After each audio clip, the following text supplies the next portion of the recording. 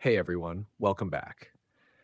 In this video, we're going to check how to fix views not showing on Instagram Reels. If you're new here, make sure to hit that subscribe button for more helpful tutorials.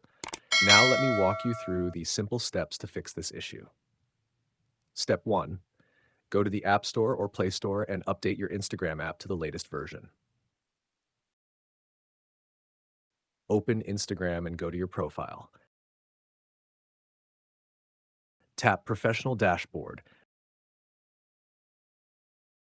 Then tap the gear icon in the top right corner. Scroll down and tap Switch Account Type, then select Switch to Creator Account.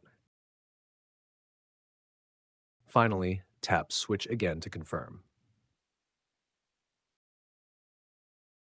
Step 3. Go back to your profile and tap the three lines in the top right corner, then go to Settings. Step 4. Scroll to For Professionals and tap Creator Tools and Controls, then select View Counts on Profile. Step 5. Turn off the Hide View Counts option if it's enabled. That's it. Go back to your profile and you should now see the view counts on your Reels. Thanks for watching, and I'll see you in the next one.